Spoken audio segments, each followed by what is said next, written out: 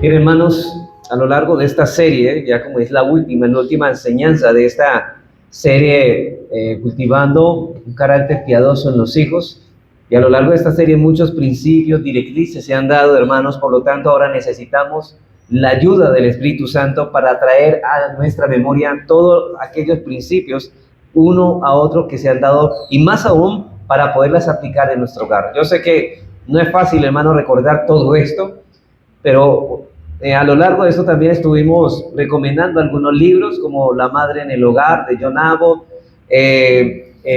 No rehuses en corregir, de este Bruce Ray, también libros excelentes. Esos dos libros son muy recomendables para la crianza de nuestros hijos, y podremos hablar de muchos libros, otros libros que también son de gran ayuda.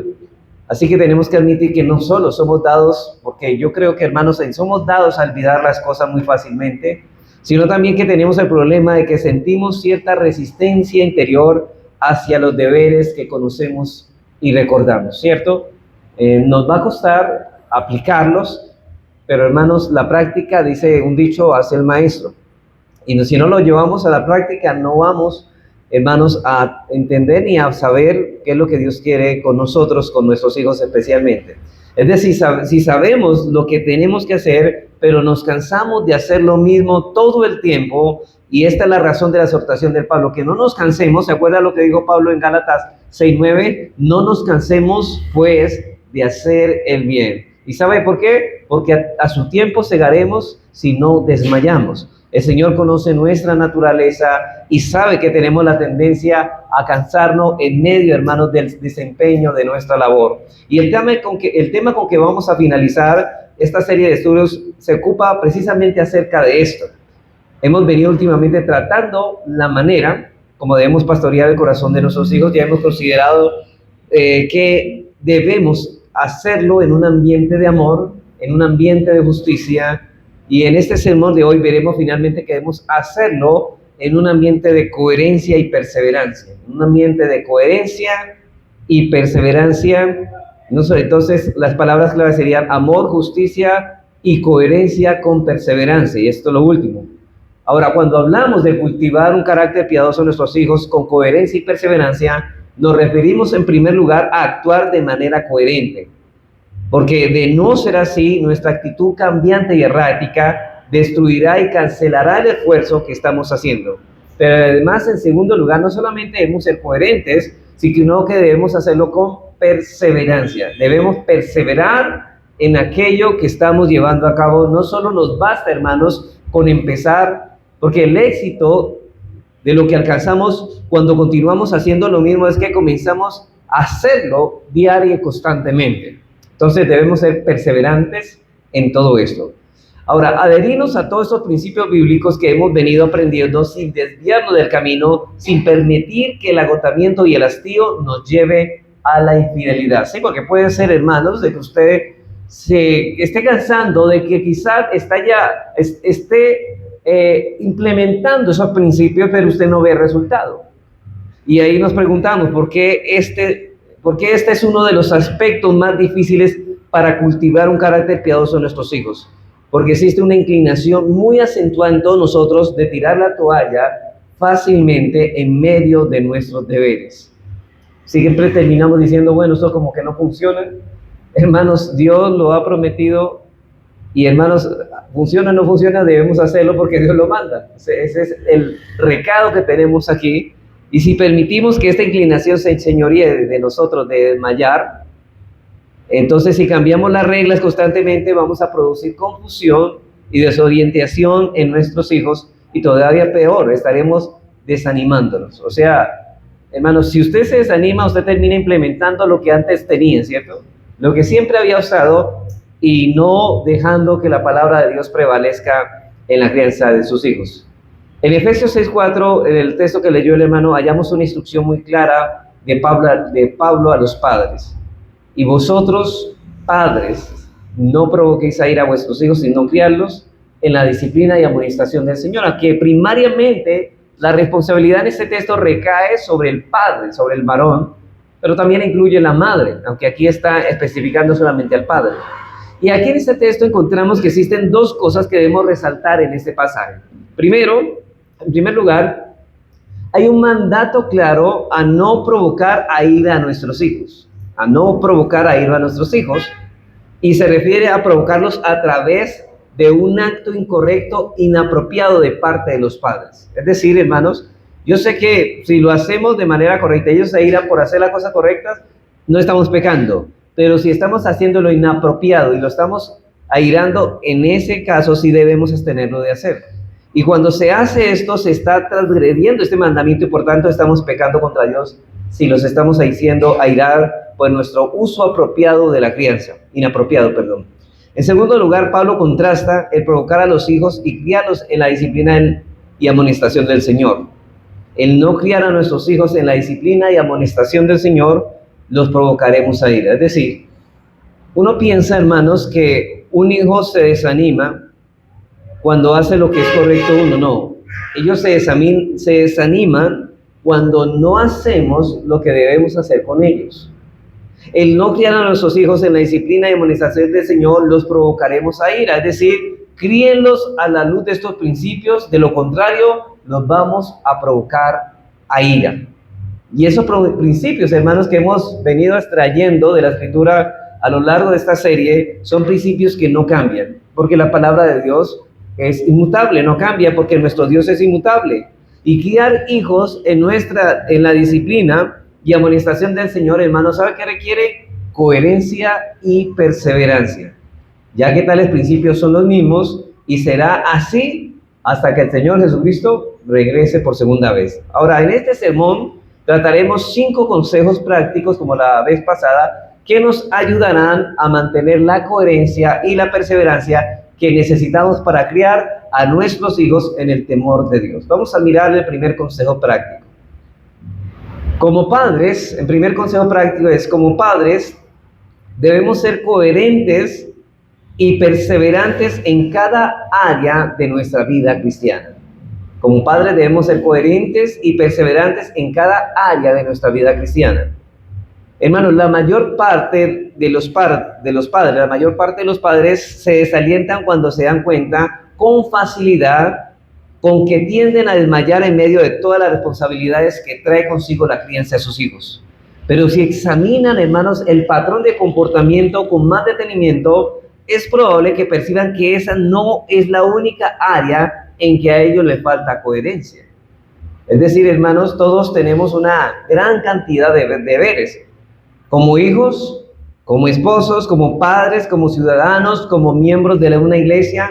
Cada uno en estos ámbitos conlleva un sinnúmero de responsabilidades que demandan nuestro esfuerzo persistente en nosotros. Y si anhelamos hacerlo adecuadamente también, por lo tanto debe haber en nosotros un compromiso firme y decidido de adherirnos a los principios que gobiernan cada una de estas áreas y al cumplimiento de todos los deberes que se extraen de ellas.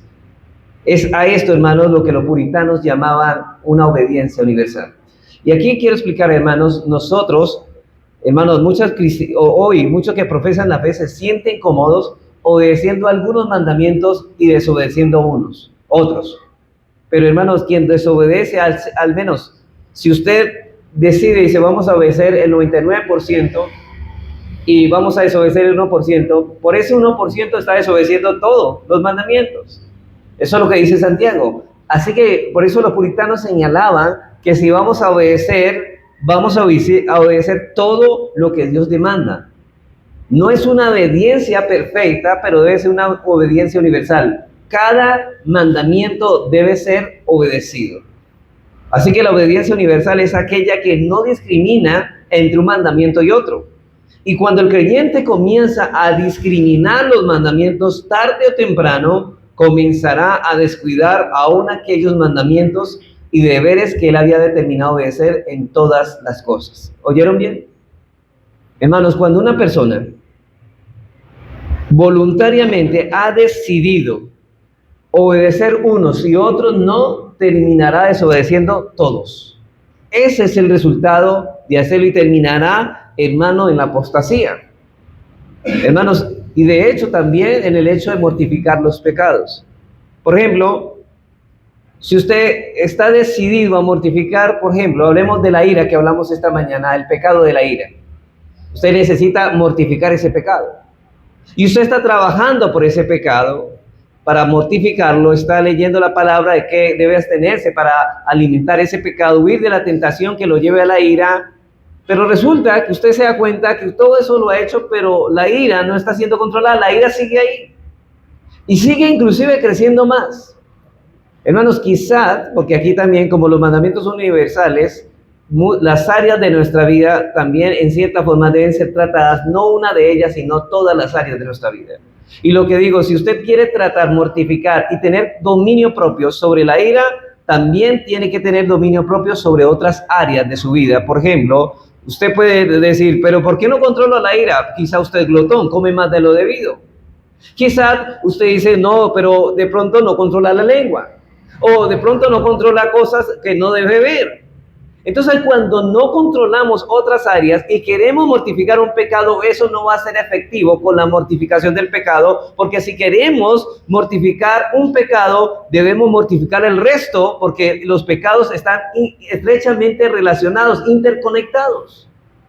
Así que no podemos vencer un pecado a menos, hermanos, que estemos peleando en otras áreas que también nos llevan o nos alimentan ese mismo pecado. Esa motivación, hermanos, y esto no funciona cuando se hace de esa forma, cuando usted solamente trabaja en un área de su vida. Así que esa motivación, cuando usted discrimina un área de su vida o un mandamiento, esa motivación no es la gloria de Dios, sino el amor por nosotros mismos y nuestra tranquilidad. Mire, el problema de las personas es que no quieren caminar el camino angosto porque no es cómodo para nadie. El camino angosto, por eso es angosto, porque es que incómodo. Pero por eso el enemigo de las almas nos ha mostrado otro camino que lleva a la perdición y es el camino ancho. ¿Sabe por qué es ancho? Porque es un camino cómodo. Porque es un camino donde usted no le toca mortificar ningún pecado y usted puede elegir los mandamientos que va a obedecer. Pero tarde o temprano usted terminará en la destrucción.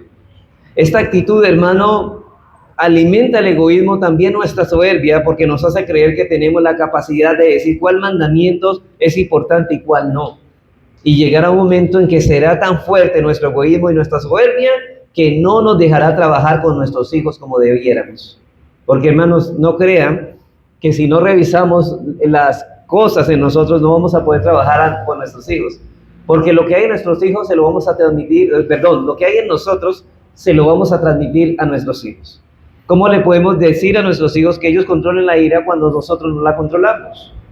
¿Cómo podemos nosotros enseñarles cuando nuestra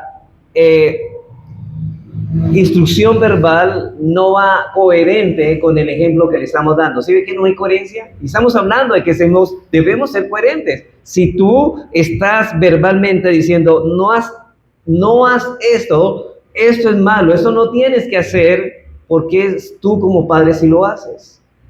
Hermanos, debemos odiar el pecado simplemente porque es pecado y desagrada a Dios. De igual manera, hermanos, debemos amar el deber simplemente porque es un deber y porque Dios le agrada que lo llevemos a cabo. Esa es la única motivación que promueve la santidad. De hecho, lo que nos mueve a nosotros obedecer los mandamientos es el amor a Dios. Y cuando tenemos esa motivación, no discriminaremos entre un mandamiento y otro. El que ama a Dios no escoge mandamientos, los obedece todos. Y todo será importante para nosotros solo porque Dios lo manda y a Él le agrada. Y a Él le agrada que nosotros lo obedezcamos. Por tanto, hermanos, si deseamos ser coherentes en la creencia de nuestros hijos, debemos esforzarnos en cada área de nuestra vida, adheriéndonos a los principios bíblicos y perseverando en ellos. Como hijos, como esposos, como padres, como ciudadanos, como miembros de una iglesia local, etcétera, etcétera, debemos trabajar en nuestros devocionales personales, debemos esforzarnos por cumplir nuestras promesas, debemos cumplir como proveedores por ser coherentes como amigos, coherentes en el trabajo. De lo contrario, no veremos un progreso en ninguna de las áreas que estamos trabajando. Coherencia. Así que, hermano, revisa en qué áreas eres incoherente y trabaja con ellos. Ora a Dios que ponga en tu corazón la determinación de obedecer todos sus mandamientos, de cumplir todos sus deberes y no únicamente algunos de ellos. Dice el salmista en el Salmo 119:32, porque el camino, note esto, por el camino de tus mandamientos correré cuando ensanches mi corazón. Así que ora, hermano, que Dios ensanche tu corazón, no solamente para obedecer lo que Dios dice, sino para mortificar el pecado que es contrario a lo que Dios dice. Para cumplir todo deber conocido, solo de este modo serás coherente en la crianza de tus hijos. Entonces, empezamos por nosotros, ¿no? Para que ellos puedan imitarnos y enseñemos con el ejemplo. Segundo consejo práctico. Debe haber coherencia entre el padre y la madre cuando hablan. Bueno, debe haber coherencia entre lo que el padre y la madre hablan. ¿Sabes que los padres y a veces no hablan lo mismo, no hablan el mismo idioma? Bueno, no me refiero a que uno habla inglés y otro francés, sino me refiero que no están hablando en el mismo sentido. Proverbios 6:20 dice, guarda, hijo mío, el mandamiento de tu padre, y note esto, y no dejes la enseñanza de tu madre. En este texto, hermanos, se presupone que existe una coherencia entre el mandamiento del padre y la instrucción de la madre. ¿Cómo podría un hijo obedecer un mandamiento del padre y seguir la enseñanza de la madre cuando uno dice una cosa y el otro dice otra? ¿Cierto? Ese niño va a entrar en confusión. Por eso es importante que nuestros hijos se den cuenta que hay una coherencia entre el padre y la madre en la misma perspectiva y las mismas reglas, las mismas directrices, incluso a orar por las mismas cosas cuando están delante de ellos. Debe haber coherencia. Y aquí, en primer lugar, yo creo que ambos padres deben hablar el mismo idioma. Entonces, los dos deben amar a sus hijos, deben disciplinarlos. Y esto es importante. Hermanos, los dos deben amar a sus hijos, pero los dos deben disciplinarlos. Yo a veces miro a la madre más disciplinando a los hijos y el papá, ¿dónde está? Que no disciplina a los hijos. Eso no estaría sola. Cuando el padre, y aquí quiero ser coherente, cuando el padre y la madre, a menos que el padre no esté ocupado en algo que, si el padre está presente y la madre está presente, quien debe iniciar la disciplina debe ser el padre. Los dos deben orar por las mismas cosas, los dos deben ser legisladores y juntos a la hora de juzgar las disputas domésticas, los dos deben ser coherentes, los dos deben tener las mismas reglas, las mismas prácticas, las mismas perspectivas, los dos deben cuidarse del favoritismo. ¿Se acuerda que hablábamos del cuidado con el favoritismo?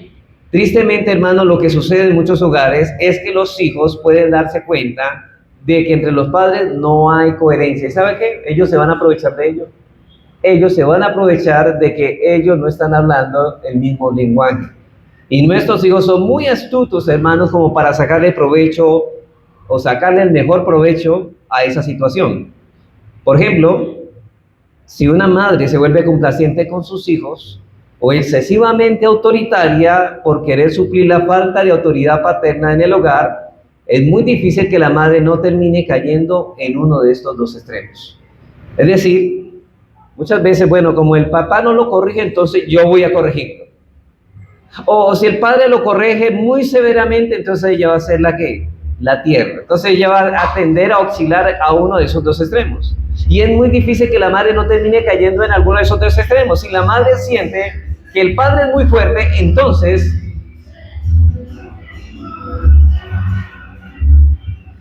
ella quiere ser más suave de lo que debe ser. Y si siente que el padre es demasiado suave,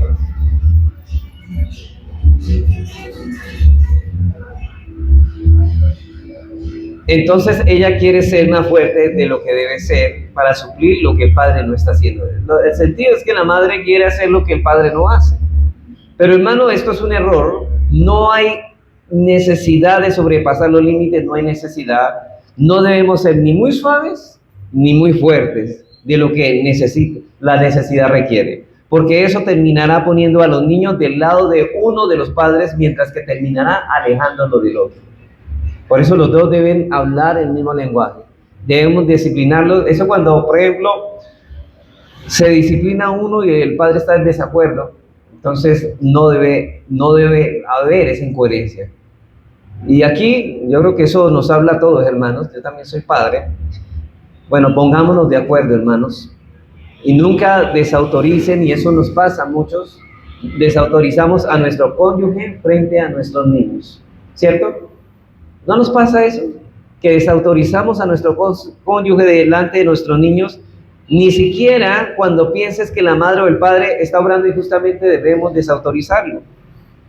Ahora, ese problema deben arreglárselo en privado, pero jamás lo hagan frente a los niños. Hermanos, esto es lo peor o lo que más hace daño al alma de un niño, es que corregir al padre delante de ellos, que dejar que se le corrija injustamente, eso no lo va a matar.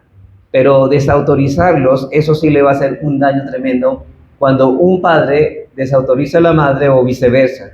Poco a poco este hijo comenzará a perderle respeto a uno de los dos, sino a los dos. Por eso es que esos hogares, hermanos, cuando no se habla el lenguaje así, es difícil que prevalezca. Por eso dice que si Jehová no edifica la casa, en vano trabajan los que la edifican. Porque eso no están haciendo nada, hermano. No van para ningún norte. En segundo lugar, otro punto importante que debemos tomar en cuenta en este tema es el siguiente. Estamos hablando de los padres que deben hablar con el mismo lenguaje. Dice, cuando no nos veamos en la necesidad de delegar nuestra autoridad en otros, procura en la medida de tus posibilidades que esta persona o esas personas hablen el mismo lenguaje que tú. Ahora, no estamos hablando solamente de los cónyuges, sino de otra persona. Puede ser la abuela, la tía, el tío.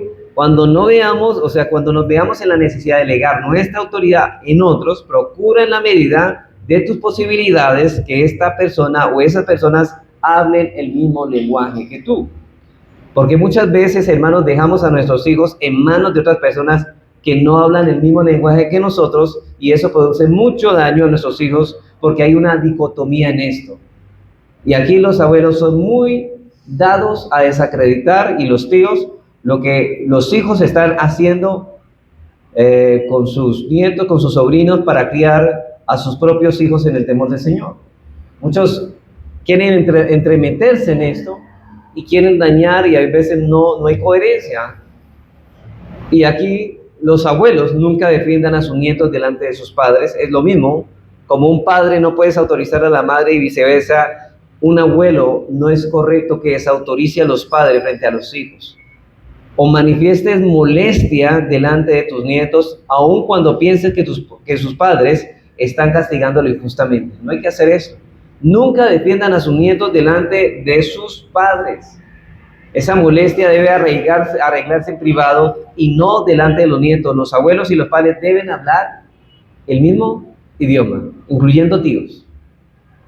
Entonces, hermanos, si debemos ser coherentes en la crianza de nuestros hijos, en primer lugar, debemos ser coherentes y perseverantes en cada área de nuestra vida cristiana. En segundo lugar, debe haber coherencia entre lo que el padre y la madre hablan. Y el tercer consejo práctico es este.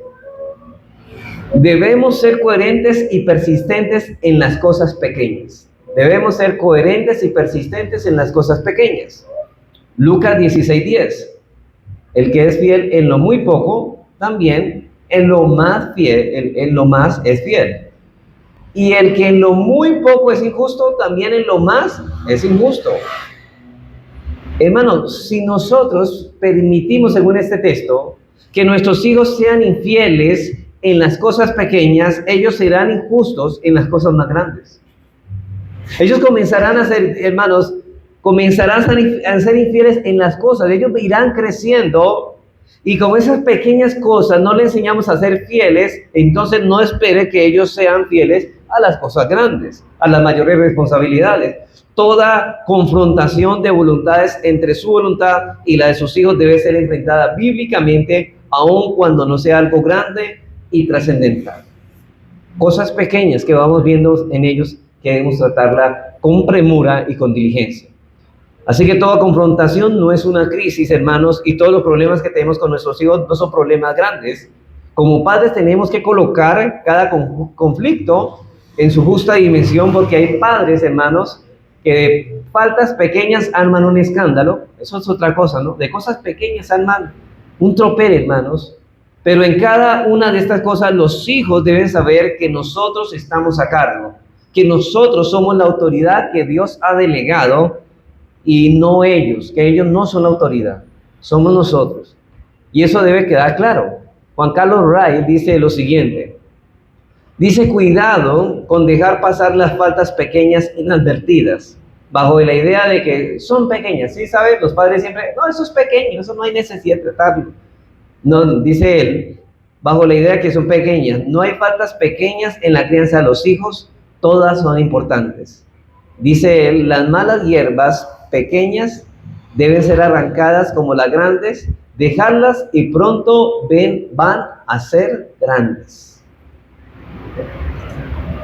Hermanos, y con respecto a esto, yo voy a citar, un libro que es muy bueno, el que les dije. Hay unos hermanos que lo adquirieron, lo están esperando, todavía no ha llegado, pero ya va a llegar. Ese libro de Bruce Ray, No rehuses en corregir al muchacho. Hermanos, él dice lo siguiente respecto a esto, dice: permíteles que se salgan con la suya en las cosas pequeñas ahora. Recoge, mamá, lo que ellos han dejado tirado, los juguetes, las medias, la ropa sucia. Cuando se casan, las mismas cosas que tú has pasado por alto van a ser las causas principales de irritación y conflictos en el matrimonio. ¿Sí? Esos niños no se les enseñó a ser ordenados en la casa. ¿Acaso, hermano, lo que estamos cosechando o lo que vamos a sembrar para más adelante, para esos niños cuando sean unos adultos, es que a su esposa o a su esposo no le van a ayudar a hacer nada? Son unos inútiles en la casa. Un niño al cual, sigue diciendo él, un niño al cual se le permite que sea descuidado cuando es joven, lo será también cuando sea mayor, porque ese hábito se creó en él, se formó porque los padres no supieron tratar que ellos ordenaran, que ellos supieran tener sus juguetes en orden y que tuvieran las cosas ordenadas. Hermanos, estas cosas pequeñas son nuestra responsabilidad, cada una de ellas. Hermanos, dile a tu hijo que recoja todos los juguetes. Y si deja uno afuera, así sea un carrito pequeño, se lo adviertes. Y si vuelve a dejarlo, ¿qué haces? Lo disciplinas. Hoy es un juguete, mañana será otra cosa. Él ha de recoger cada uno de los juguetes. Asegúrate de que sepan dónde están, pero luego asegúrate de que los recoja. Disciplínanos por cada cosa pequeña, y es por eso que la corrección no es fácil, sino difícil. Habrá días en que parecerá que todo lo hacemos o todo lo que hacemos en el día es estar encima del niño porque el niño no quiere obedecer. Y todos hemos sentido eso, yo creo que en alguna parte de nuestra vida. Pero aunque esto sea difícil, saldremos ganando a la larga, hermanos. Tenemos que estar dispuestos a resistir durante estos días de manera que nuestros hijos puedan crecer en el Señor. La perseverancia, consecuente es de importancia extrema, la perseverancia. Y aunque aclaro, hermano, no es lo mismo ser persistente, que pasarnos el día hablando con nuestros hijos en tono irritado. Sí, hay veces nosotros como padres quedamos en ese tono irritado todo el día, hablándoles de la manera inadecuada a ellos, bravos todo el tiempo, y esa no es la manera. Y ahí es que debemos orar al Señor que nos dé la gracia para poder tratar con todos estos pequeños detalles sin salirnos de nuestros cabales. Cuarto consejo.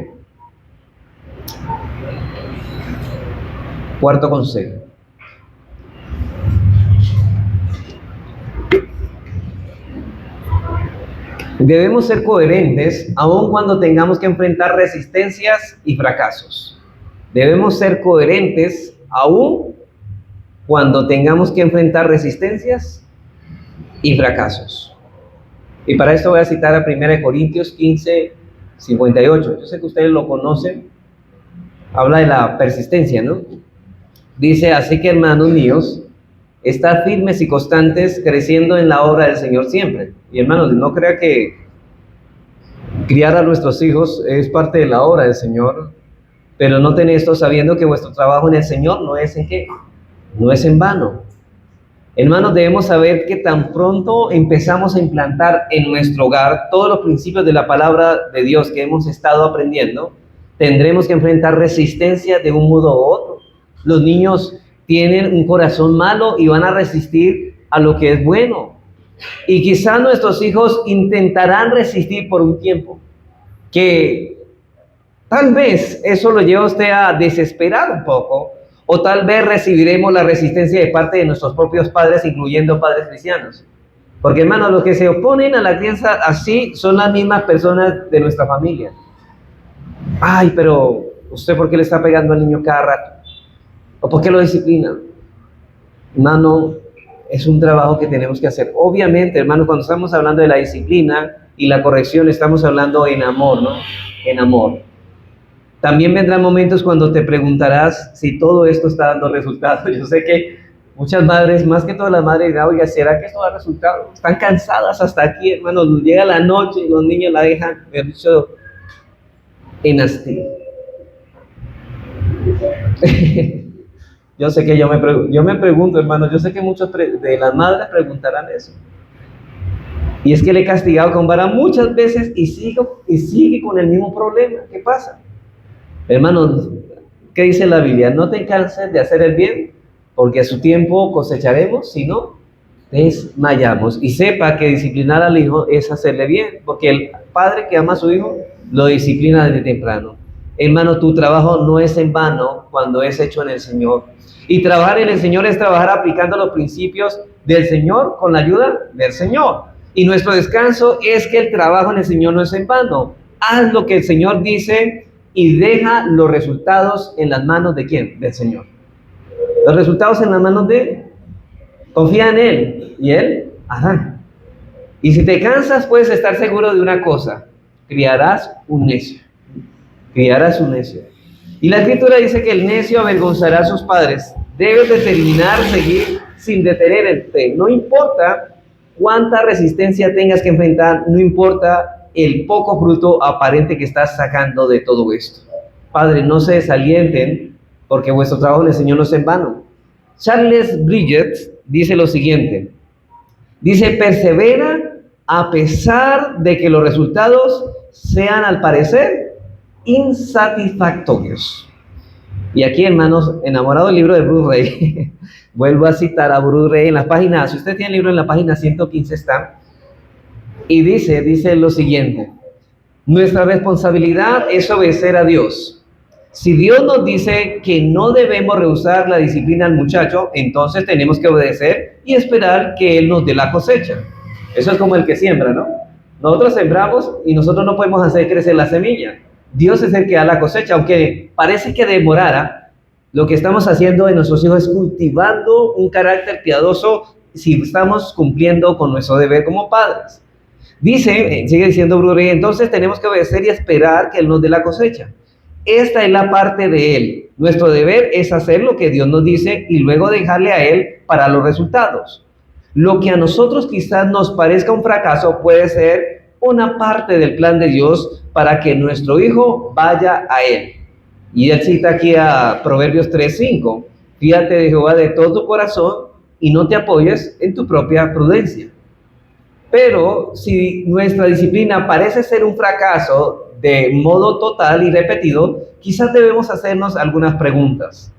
¿Estoy realmente obedeciendo a Dios? ¿Estoy haciendo mi parte?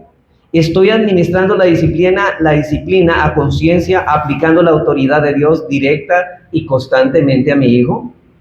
¿Estoy haciendo seguir a la administración de la vara un brazo amoroso, mostrándole al hijo que le disciplino porque le amo y porque quiero que siga relacionándose con Dios? No solamente es disciplina y amor. Y sigue diciendo, o bien después de la vara me muestro hosco hacia mi hijo, frío, hiriente, y soy bastante firme en la administración de la vara. Váyanse de aquí que me tienen con rabia. Sí, porque los padres siempre son así, ¿cierto? Yo no lo quiero ver aquí, lárguese. Esa no es la actitud, hermanos. De hecho, estamos haciendo las cosas incorrectas. ¿Acaso Dios, hermanos, cuando nosotros nos corrige, nos saca y nos dice, váyanse de aquí? No, Dios dice, acercaos pues a mí, y Él se acercará a vosotros. Dice Dios. Y sigue diciendo Bruce Rey, hermano, perdone que abuse el libro. Un padre me dijo que la corrección que administraba era al parecer infructuosa. Seguro el que escribió el libro a un pastor y le estaba escribiendo un padre que no le estaba dando resultado. No iba a ninguna parte con el niño hasta que finalmente un día él le bajó los pantalones e hizo uso de la vara. Entonces la cosa empezó a dar resultado porque el niño lo sintió de veras, o sea, sintió el dolor de la vara y sí. Ahora, no es que él no le diera vara, sino vamos a mirar qué es lo que pasó. Entre los pantalones de goma y 2 pares de pañales no sentía nada. El problema es que él le daba encima el pañal, pues el niño no iba a sentir nada. Entonces el padre pensaba que la usaba con bastante firmeza, pero el niño tan solo lo sentía. Hasta que descubrió que el problema era que el niño lo estaba sintiendo, como dice aquí el autor, la azotaina, dice, bueno, lo que para nosotros llamamos la pela o la juguetera. Entonces dice, sigue diciendo Brurey, examina la forma en que le azotas. ¿Recibe él el mensaje? ¿Le duele bastante? Porque le debe doler, hermanos. Eso no es una caricia. Que lo sienta. Ahora, no hay que exagerar tampoco, pero que le duela. ¿Le causa pena y dolor seguidas de una dulce sumisión de las marcas de la corrección bíblica? Hoy este padre que aprendió que era conveniente quitarle los pantalones al niño, ¿sabe qué? Está contento. No tiene que azotar a su hijo con la misma frecuencia ahora. Y las azotainas son mucho más efectivas. Su hijo es ya mucho más obediente, la corrección bíblica da resultado. Con el tiempo. El problema es que no estaba dando como era. Y hay que revisar, hermano, mire a ver cómo estamos haciendo las cosas. Alguna cosa está pasando si los niños no estamos viendo los resultados. Otro ejemplo que él toma, dice, ahora es un ejemplo personal de él, dice, un día llevamos a Susana de 6 años al banco y la cajera le dio un caramelo. No quiso decir gracias, así que le hicimos devolver el caramelo. ¿Sí ve este padre como es de sabio? Le hizo devolver el caramelo porque no dijo gracias. Luego la llevamos afuera y me parece sabio este padre que no dijo, ¿por qué no le dice gracias a la cajera? ¿Por qué? No la comienza a regañar delante del público. Él se la lleva, le hace entregar el caramelo y la lleva afuera. Dice, luego la llevamos afuera donde le hablamos y le dimos una azotaina y le mostramos nuestro afecto. Cuando entramos en el banco, otra vez repetimos toda la serie de acciones. Susana todavía se negó a decir gracias. Y a medida que el día progresaba, se pudo ver que esta iba a ser una prueba crucial en su vida. Susana había sido la más obstinada de nuestros hijos. Estaba decidida a que por más que la azotáramos, no iba a decir gracias. No sé si ustedes se han identificado con alguna escena con sus hijos así. La niña seguía terca, obstinada. Dice, durante 3 días la pusimos en situaciones en que sabía que tenía que decir esta palabra. Cuando no la decía, le dábamos una azotaina. Estoy diciendo como el libro la dice, una azotaina. Estos 3 días fueron los más miserables de mi vida. ¿Y a qué padre no le parece eso miserable? Tiene que castigar, y a nosotros nos duele cuando le castigamos a nuestros hijos. Pero dice él, no sabía ya qué hacer, excepto, note esto, perseverar de modo consecuente. Finalmente, el 3er día lo dijo. ¡Qué alegría fue para todos! Y qué cambio en Susana. Estaba tan contenta que telefonó a una de las mujeres de la iglesia y le dijo, tía Nancy. No era la tía, ella le decía tía, pero una hermana de la iglesia. Tía Nancy, he dicho gracias y ahora estoy contenta. Se ve que la niña pudo ver que al decirlo, ella se sintió satisfecha de haber podido hacer lo que es correcto. Ella se siente satisfecha y ahora está agradecida, contenta, y ahora le debe gratitud a los padres por todo lo que los padres hicieron, aunque al principio parecía que doloroso. Así es, hermano, primero los dolorosos, después los gozosos. Así nos toca la crianza con los hijos, y así es la vida cristiana, ¿no? Entonces la disciplina es una manera de vivir felices, sigue diciendo este autor, con nuestros hijos en este mundo caído. Cuando corregimos el pecado, somos libres de gozar de nuestros hijos y ellos son libres de gozar de nosotros. ¿Sí notaron que Susana gozaba más de sus padres después de que dijo gracias? Las familias, sigue diciendo él, que no conocen los goces de la disciplina bíblica se hallan en esclavitud o en servidumbre. Cuando no sepas qué hacer, sigue haciendo lo que sabes y confía en que el Señor cuidará de los resultados. Así que, ¿cuál es nuestro papel como padres? Hacer lo que sabemos que debemos que hacer, y si no da resultado, debemos seguir haciéndolo lo mismo hasta que dé resultado. Debemos perseverar. Y finalmente, el último consejo, hermanos, para terminar, debemos ser coherentes en cualquier situación y en toda y cada circunstancia. Debemos ser coherentes en cualquier situación y en toda y cada circunstancia.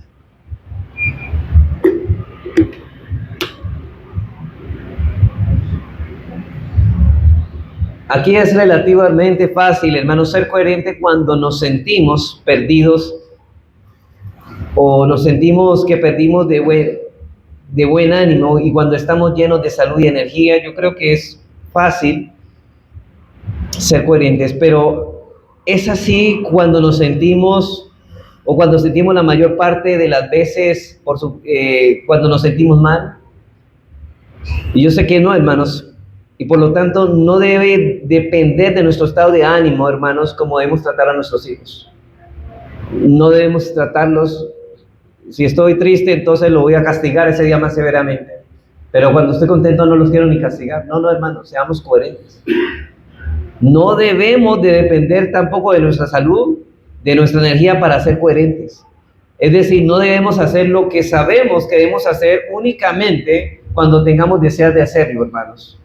No, porque eso es una pérdida de tiempo, eso no funciona, tal vez diga usted. Pero hermanos, lo que nosotros debemos dejar, los cristianos, no se dejan llevar por los sentimientos, sino por el deber. No hacemos las cosas cuando sentimos hacerlas, sino cuando debemos hacerlas. No es que diga, es que yo no siento hoy castigar a mis hijos. No, hermanos, no es que sienta, es que usted debe. Es una responsabilidad que usted tiene. Nuestras emociones y sentimientos no deben condicionar nuestra tarea. No debemos hacer solo el devocional cuando tengamos ganas. Hermanos, ¿acaso usted viene a la iglesia? ¿Usted por qué viene a la iglesia? ¿Porque siente? ¿Porque, ay no, es que no tengo ganas de ir a la iglesia no hoy? ¿O porque debe ir a la iglesia? Hermanos, hoy, de hecho, hermanos, hoy el mundo se deja gobernar por los sentimientos, lo cual es pecaminoso. Yo no vengo, hermanos, aquí a la iglesia porque cuando sienta venir a la iglesia, sino porque yo debo venir y congregarme, porque yo debo de congregarme, porque yo debo edificarme con los hermanos. Lo mismo en la disciplina de mis hijos. Yo debo disciplinar a mis hijos no cuando sienta, sino porque debo. Es el sentido del deber. No debemos dejarnos guiar por nuestros deseos, porque dice en Efesios 2:1-3, hermanos, que nosotros antes éramos llevados por los deseos de la carne, por la corriente de este mundo, pero ya no más. Dice que el infierno es un lugar que Dios ha creado para aquellos que se dejan guiar por sus deseos y por sus pensamientos. Y todo aquel que se deja gobernar por sus deseos es un sensual que no ha probado de la gracia de Dios.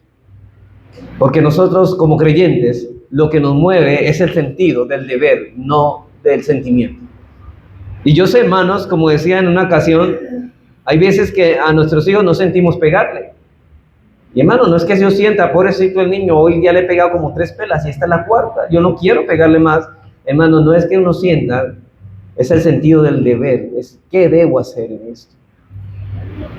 Dice en Efesios 2:1-3, y Él nos dio vida a vosotros cuando estabais muertos en vuestros delitos y pecados. Y dice, en el cual anduvisteis en otro tiempo, siguiendo la corriente de este mundo, conforme al príncipe de la potestad del aire, el espíritu que ahora opera en los hijos de desobediencia. Ellos son los que se mueven por sentimientos, entre los cuales también todos nosotros vivimos en otro tiempo en los deseos de nuestra carne, haciendo la voluntad de la carne y de los pensamientos, y éramos por naturaleza hijos de la ira, lo mismo que los demás. Aquellos que se dejan llevar por los sentimientos son hijos del enemigo, son hijos de ira. No son hijos de Dios. El cristiano se deja mover por el sentido del deber. Así que, hermanos, debemos movernos por un sentido de deber. Debemos hacerlo porque Dios lo ha mandado. Y por lo que Dios ha mandado sabiamente es lo mejor para nosotros y para nuestras familias, porque Él nos lo ha mandado. Y el hecho de que no tenga deseos de hacerlo no significa que deba hacer lo contrario a lo que Dios ha mandado hacer. Hermanos, ¿por qué muchas personas violan los mandamientos de Dios? Ay, es que yo no siento hacerlo. Hermano, no es que sienta hacerlo, es que tú debes hacerlo. Y tú eres responsable porque Dios te está demandando que lo hagas. Eso es coherencia. Esa debe ser nuestra disposición por la gracia de Dios. Así que, hermanos, hemos terminado ya esta serie. Espero, hermanos, que haya sido de bendición para su vida. Esta fue la segunda vez, ¿no?, que predicamos esta serie. Yo creo que de pronto en 5 o en 10 años no la volvemos a predicar. Ya queda en sus manos este material, esa herramienta. Ya el resto lo vamos tratando en otras predicaciones, haciendo alusión a estas cosas, pero no otra vez al tema. Hermanos, quiera Dios concedernos la luz y la gracia necesarias para poder construir ahora un fundamento que permita que esta pequeña congregación, porque es muy pequeña, y algunos decían, bueno, pero usted predica, ¿para qué predican de esto los niños si hay como 4 o 5 niños? Hermanos, esos niños son importantes para esta congregación. Y esas familias son importantes para esta congregación. Y por la importancia, por eso debemos hacerlo por la gloria del Señor. Esos niños serán los futuros adultos que de ellos tendrán generaciones que podrán impactarlos con la palabra de Dios. Así que Dios permita que esta pequeña congregación sea un candelabro a través de la cual brille la gloria de nuestro Dios hasta la venida de nuestro Señor Jesucristo. Vamos a orar.